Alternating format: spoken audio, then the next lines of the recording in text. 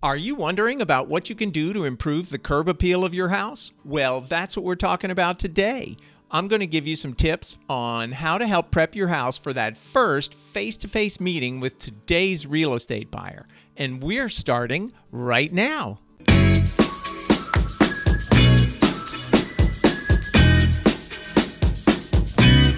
My name's Harry Moore, and I'm an associate broker with EXP Realty here in the DC metro area, and I post new videos every week about all things real estate in the DMV. If you want to win the hearts and minds of today's real estate buyer, you need to make sure that you have all the appropriate marketing strategies in place. You want professional photographs, 3D tours, video tours, floor plans, and a comprehensive marketing plan, both traditional and online marketing, to get the maximum exposure for your house. But the foundation of it all is curb appeal.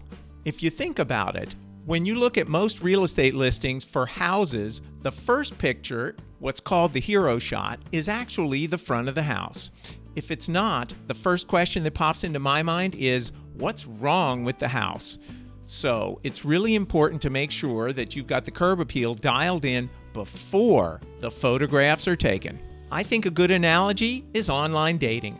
The first impression that most people will get is on their smartphones. If they like what they see, they're going to dive in and look at all the pictures really carefully. If not, they're probably just going to swipe left. If they go through all the pictures and they like what they see, they're probably going to do Google Street View to see what the neighborhood looks like and a Google search to see what else they can find out.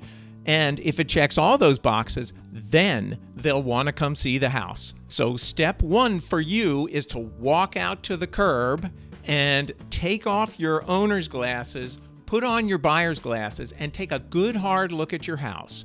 Pretend you've never met before, and don't forget, take a notepad, or you can use your smartphone to take pictures to remind you of all the things you see that need your attention. When the buyers arrive to look at the house, they'll be doing the exact same thing. If you have a lawn, it should be edged and weeded, and hopefully the grass is at least somewhat green. That depends on the time of year and a bunch of other things. It doesn't have to be a putting green, but an attractive lawn is certainly a big plus. Now, let's move on to the flower beds. They should be freshly mulched and edged. Take a look at all the plants. If any of them are dead, yank them out. If they're overgrown, trim them back. If you want to add a little splash of color here and there, you can do that by planting things in the beds, or you can use some well-placed potted plants. Remember, be especially careful with the potted plants to make sure that they're watered. If they look sad and droopy when people walk up, well, that sort of defeats the purpose of having them there in the first place. Speaking of watering, make sure that your hose is neat and tidy, wrapped up and tucked away if you can. Next, take a good look at the sidewalk and the driveway, if you have one, as well as the front porch or the stoop. If there are cracks or bumps in any of them, see about getting them repaired. This is both an aesthetic and a safety issue. Most of the time, people are going to be walking up to the house on the sidewalk or the driveway, so imperfections are going to catch their eyes right off the bat. If they're just dirty, you can have them power washed, and depending on the surface, you may want to consider painting them. That really helps to freshen things up. Here's a tip. If you do paint, make sure to add something with texture into the paint. Otherwise, it'll be like a skating rink when it rains and somebody might get hurt. A lot of people have those solar-powered lights along the sidewalk to help guide folks up to the front door. They're a great, inexpensive alternative to the traditional hardwired lights. The problem is they usually don't seem to last too long. So make sure that yours all work, that they're not crooked or dirty or chipped or dented. If they are, you can yank them out or you can replace them. They're usually fairly inexpensive. Another thing that a lot of people miss is the meter box and the cable boxes. If they're visible from the front of the house, see if you can camouflage them a bit by painting them a similar color to whatever surface they're mounted to. Another little bit of camouflaging that's a good idea is to look at the heating and air conditioning compressor. If it's visible from the front of the house, an easy solution to deal with that is to get a simple, inexpensive lattice fence to put in front of them. That'll help cover them up from the street.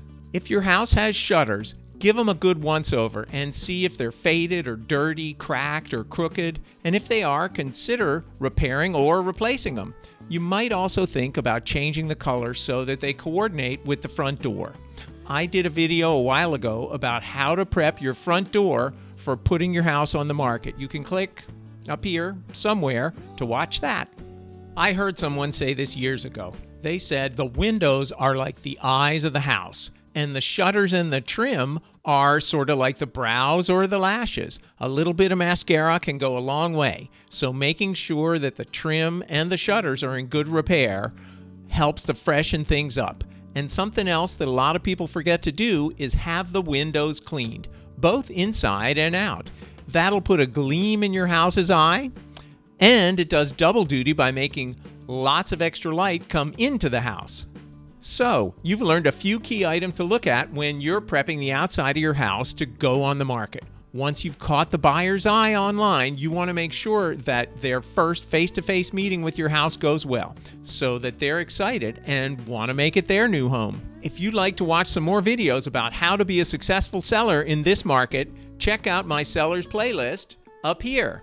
And if you'd like to subscribe to my channel so you get updated whenever new videos come out, press over there. Thanks so much for watching, and I'll see you on the next one.